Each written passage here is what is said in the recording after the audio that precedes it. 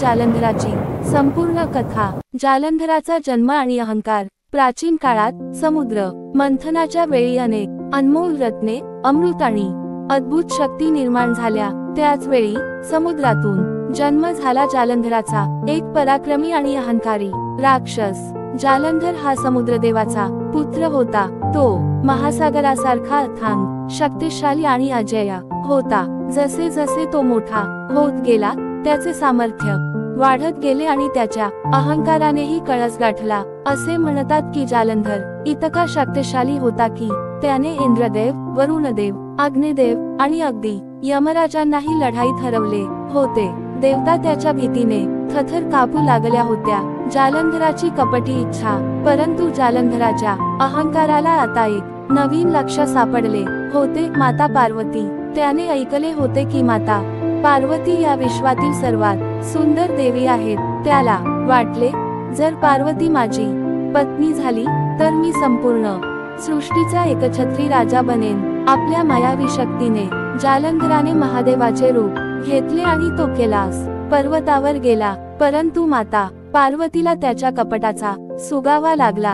त्यांनी महादेवांना ध्यानात घेतले आणि सत्य समजताच महाकालीचे रूप धारण केले।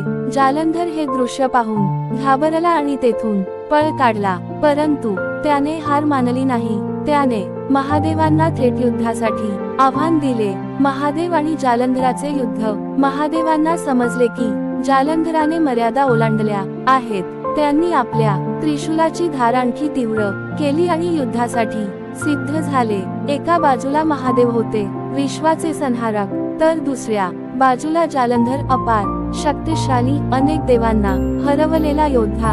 या दोघांमध्ये भीषण युद्ध सुरू झाले।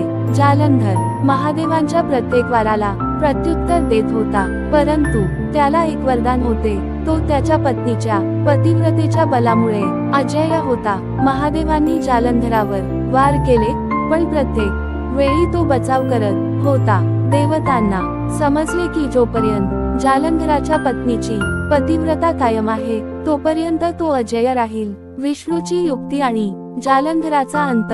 यावेळी भगवान विष्णू यांनी मोहिनी रूप धारण केले आणि जालंधराच्या पत्नी समोर प्रकट झाले। मोहिनीच्या मायेमुळे ती आपल्या पतिव्रतेपासून दूर झाली आणि त्याच क्षणी जालंधराचे वरदान संपले। तेव्हाच महादेवांनी त्यांचा प्रचंड त्रिशूल जालंधरावर फेकला आणि तो जागेवरच नष्ट झाला। त्याचा अंत झाला आणि अधर्माचा विनाश झाला। धर्माचा विजय आणि निष्कर्ष। जालंधरा